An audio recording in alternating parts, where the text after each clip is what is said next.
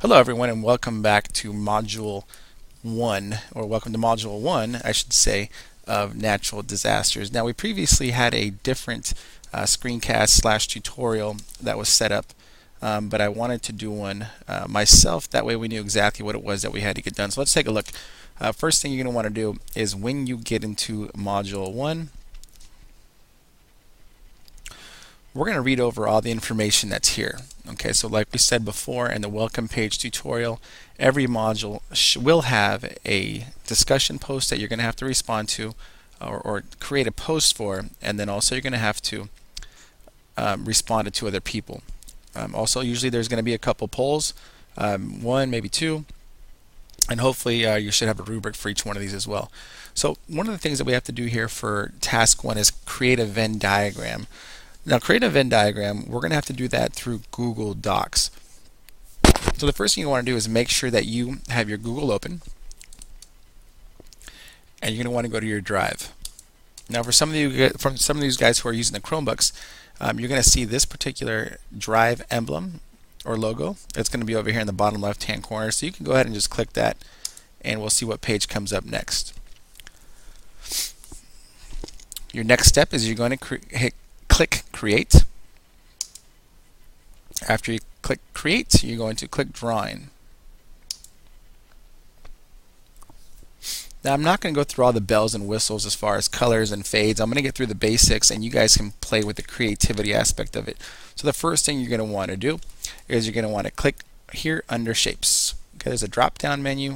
Drop down, go to Shapes, and we can click an oval right here. Okay. So you can see here,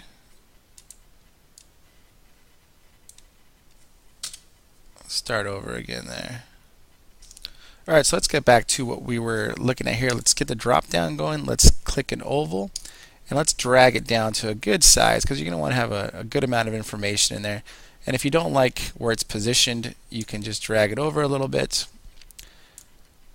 And there we go. Now I like the size of this one, so I'm going to keep it. So what you're going to do next is you're going to click Control D at the same time, and that's going to create two identical ovals that we're going to be able to use.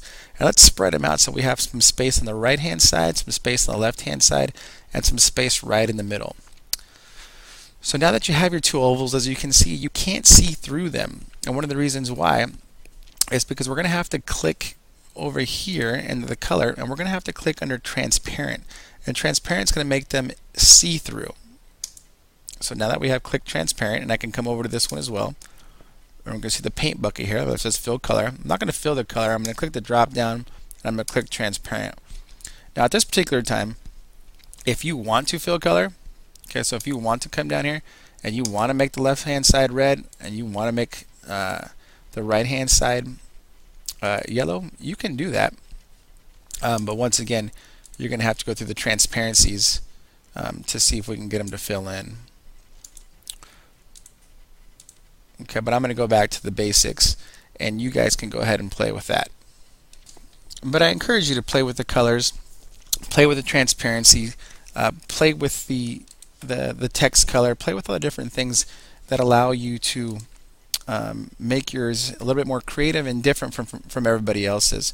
So moving on, what you're going to have to do, so right now if we were to click on these and we click we try to type in here, it will let us type, but it won't necessarily let us move from one direction to the other. It's just a lot harder to do so. So what you're going to do is you're going to click this text box, and you can see you have a plus sign, basically like a marker that's going to allow us to open up, and you can see that red line that comes down just lets us create a box and which we're going to be able to write in. Okay, so now you see we have a box that we can actually write out in. We can put bullet points in there in order to create our facts. You're going to want to do one for the middle, so let's click that. And the middle one, unfortunately, is going to be a little smaller, but that's okay. We'll work with it. And then we're going to create one for the right hand side. So let's see if we start here and we go here. That should give us enough space here. So now we have a middle box, we have a right box, and we have a left box. One last thing you're definitely going to want to do is you're going to want to create a title. So let's go one last time and let's create a title, or a box for the title, I should say. Okay, and let's see, let's create one more box up top so that way we can have a title. Once it's in here, you can type in my title, my Venn diagram, my whatever it is that you decide to call it.